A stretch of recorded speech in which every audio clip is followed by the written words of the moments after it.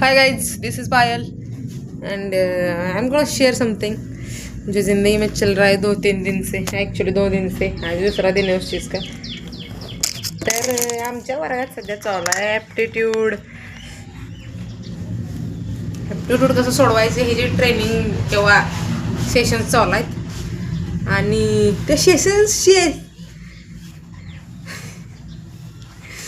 सेशन्समध्ये मला मैं कितनी गवार हुई ये पता चल रहा है. Like I choose in arts after 10th. 10वी नंतर माझ्या आयुष्यात गणित नावाचं ग पण नाही. आधीमध्ये फक्त ज्या वेळेला कॉम्पिटेटिव्ह एक्झामचं काहीतरी भूत चढल त्यावेळेला ते नळ टाईम ट्रेन ते चालू असायचं. पण आधीमध्ये कुठलंच मी असं स्ट्रॅटेजिक गणित किंवा काही सोडवलं नाही. लिटरली माझं पाडं पण विसरत आलं. 10पर्यंत मला पाडं कसं पाठ आहे त्यात बी स्ट्रगल होती मला. 8चा 7चा पाडा 9चा पाडा जरा आठवत नाही. आणि आता ते सगळं ॲप्टिट्यूडचं शिकवतात. पेपरमध्ये मी काय करते माहिती आहे का, असं आता ते CET एक्झाम असू द्या कुठं पण त्याला मी काय करते माहिती आहे, नवीनच काहीतरी वेगळा फॉर्म्युला असते माझं. नवीन काहीतरी मी करते आणि ते सॉल्व करते गणित मी, आणि ते सॉल्व पण होते. काहीतरी वेगळंच अंडर प्रेशर मेंदू वेगळाच चाललेला असतो ना आपला.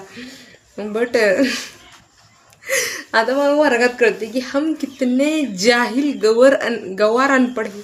आपण फक्त आदल्या रात्री पेपरचा अभ्यास करून पास होता पुढं आलो. You don't deserve it. ती सर म्हणते तुम्हाला पॅकेज पाहिजे असं. सर ते आतल्यात हसते आमच्यावर, असं फील होते मला.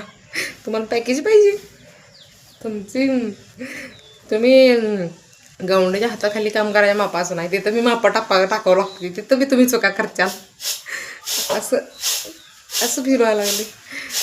But there are 2 girls in our batch. They are very brilliant bro. Samruddhi and Harshada. Like प्रत्येक क्वेश्चनचा आन्सर त्यांच्या जिभेच्या शेंड्यावर असते. की संकेत भारी एकदम मस्त. तेव्हा कुठं असं वाटते एवढं कसं अनपड आहे आपण.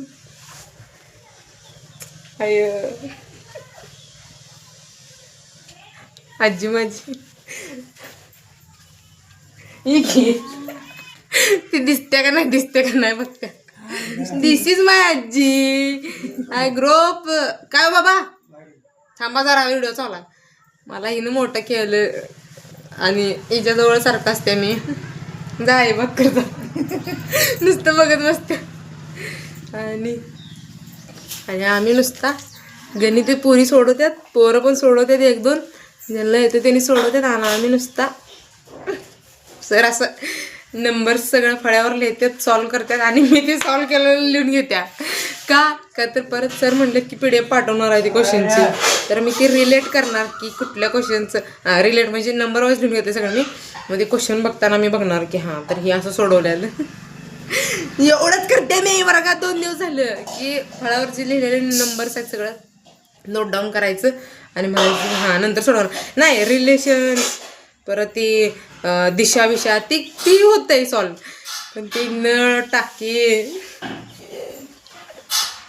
असं मला माहीत आहे लय अवघड नाही. त्यात मी नाही प्रॅक्टिस नाही त्यामुळं तसं होतंय.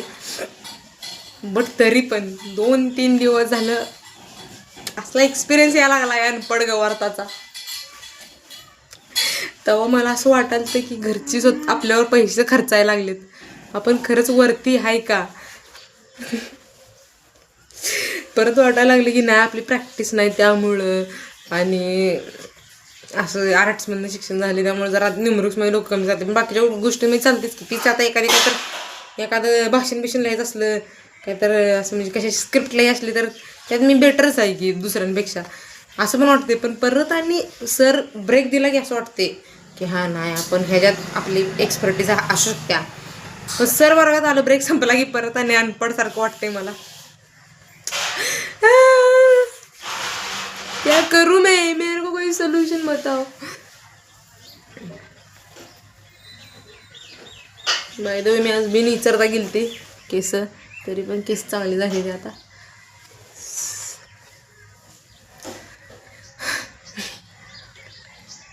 डिप्रेशन इथं संपते माझं. काय तर विषय भरकवत होत्या मी स्वतःच्या डोक्यात आणि असं चिल राहायचं. हे चिल राहण्यामुळे जर वाटलं व्हायला लागली सगळं. काहीतरी करून करून डोक्यातनं जी टेन्शन आलेलं असते ती काढायचं आणि चिल राहायचं. आणि ती चिल राहत राहत असं पास होत आलो आम्ही 17वीपर्यंत म्हाताऱ्या माणसाच्या भाषेत. लय अवघड काम. आणि त्यात आमचा ग्रुप म्हणजे टाळ्या वाजवणे मापाच्या ह्यांच्या खोड्या मागणं चालू असतात. कुठं क्लच लावलेला असतो ते क्लच असा कर, कुठं काय ते म्हणजे मागणं असं कशा क्लच असतो ना ते नुसतं असं करून माघारी सोडणार ह्यांनी. म्हणजे ते हुल देणार नसते अशी भीती घालणार. कुठं काय कर मग मी बी त्यांचं पेन लपवून ठेवणार. असलंच चालू असते आमचं. पप्पा सॉरी, स्ट्रेस येते म्हणूनच करते मी, सॉरी. नाही, I'll try my best. I'll prepare aptitude and all. I'll never disappoint myself. Sorry. Thanks for watching. Bye. मिलेंगे नेक्स्ट वीडियो में.